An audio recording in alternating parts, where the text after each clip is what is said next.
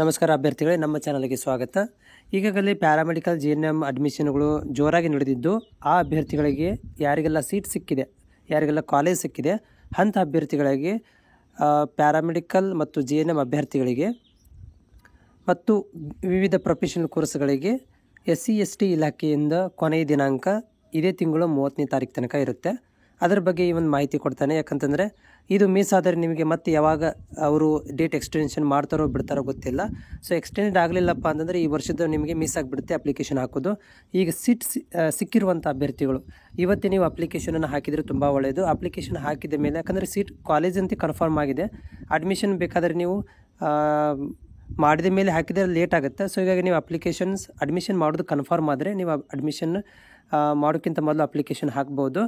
So ನೋಡಿ, ಇಲ್ಲಿ ಏನಂತಂದರೆ ಸೋಷಿಯಲ್ ವೆಲ್ಫೇರ್ ಇಲಾಖೆಯಿಂದ ಕೊನೆಯ ದಿನಾಂಕ ಇರುವಂಥದ್ದು ನಿಮಗೆ ತೋರಿಸ್ತೇನೆ ಸ್ಕ್ರೀನಲ್ಲಿ. ಓಕೆ, ವಸತಿ ಇಲಾಖೆ ಹೋದಾಗ ನಿಮಗೆ ಇಲ್ಲಿ ಕೊನೆಯ ದಿನಾಂಕ ನಿಮಗೆ 30. ಓಕೆ, ಸೊ ಇಲ್ಲಿ ನೋಡ್ತಾ ಇದ್ದೀರಿ 30/9/2024 ಕೊನೆಯ ದಿನಾಂಕ ಇರುತ್ತೆ. ಇದು SC/ST ವಿದ್ಯಾರ್ಥಿಗಳಿಗೆ.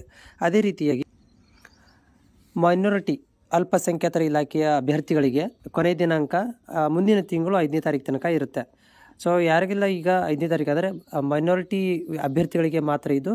ಯಾಕಂತಂದರೆ BCM ಹಾಸ್ಟೆಲ್ಗಳನ್ನು ಬಿಟ್ಟಿಲ್ಲ, ಇದು ಅಲ್ಪಸಂಖ್ಯಾತರ ಮೈನಾರಿಟಿ ಅಭ್ಯರ್ಥಿಗಳಿಗೆ ಬಿಟ್ಟಿರುವಂಥದ್ದು. ಮತ್ತು PCM ಹಾಸ್ಟೆಲ್ ಅಪ್ಲಿಕೇಶನ್ಗಳನ್ನು ಮುಂದಿನ ತಿಂಗಳು ಮೊದಲನೇ ವಾರದಲ್ಲಿ, ಅಂದರೆ 5ನೇ ತಾರೀಕಿನ ಒಳಗಡೆನೇ ಬಿಡ್ತೀವಿ ಅಂತ. ಇದು ಆ್ಯಕ್ಚುಲಿ ಇದೇ ತಿಂಗಳಲ್ಲಿ ಬಿಡಬೇಕಿತ್ತು, ಬಟ್ ಮುಂದಿನ ತಿಂಗಳು ನಿಮಗೆ ಏನಾಗುತ್ತೆ ಅಂದರೆ ಇದು ಕ್ಲೋಸ್ ಆದಮೇಲೆ, ಈ ಒಂದು ಮೈನಾರಿಟಿ ಡಿಪಾರ್ಟ್ಮೆಂಟ್ ವತಿಯಿಂದ ಕ್ಲೋಸ್ ಆದಮೇಲೆ BCM ಹಾಸ್ಟೆಲ್ ಅಪ್ಲಿಕೇಶನ್ ಬಿಡ್ಬೋದು. ಅದರ ಬಗ್ಗೆ ಕೂಡ ನಾನು ನೋಟಿಫಿಕೇಷನ್ ಬಂದಾಗ ಮಾಹಿತಿಯನ್ನು ಕೊಡ್ತೇನೆ. ಇಲಾಖೆಯಿಂದ ಏನಾದರೂ ಮಾಹಿತಿ ಬಂದರೂ ಕೂಡ ನಿಮಗೆ ಮಾಹಿತಿಯನ್ನು ವಿಡಿಯೋ ಮುಖಾಂತರ ತಲುಪಿಸ್ತೇನೆ. ಬಟ್ ಈಗ ಯಾರೆಲ್ಲಗೆ ಸೀಟೆಲ್ಲ ಸಿಕ್ಕಿದೆ, ಪ್ರೊಫೆಷನಲ್ ಕೋರ್ಸ್ ಅಡ್ಮಿಷನ್ ಮಾಡಿಸ್ಬೇಕಂತಿದ್ದಾರೆ ಅಂಥ ಅಭ್ಯರ್ಥಿಗಳು, ಸೀಟ್ ಸಿಕ್ಕಿರುವಂಥ ಅಭ್ಯರ್ಥಿಗಳು ಅತಿ ಬೇಗನೆ ನೀವು ಮೈನಾರಿಟಿ ಅಭ್ಯರ್ಥಿಯಾಗಿದ್ದರೆ ಅಪ್ಲಿಕೇಶನ್ ಹಾಕಿ, ಮತ್ತು SC/ST ಅಭ್ಯರ್ಥಿಗಳಾಗಿದ್ದರೆ SC/ST ಅಪ್ಲಿಕೇಶನ್ಸ್ಗಳನ್ನು ಹಾಕಿ, ಅಂದರೆ ಹಾಸ್ಟೆಲ್ ಅಪ್ಲಿಕೇಶನ್ ಹಾಕಿ.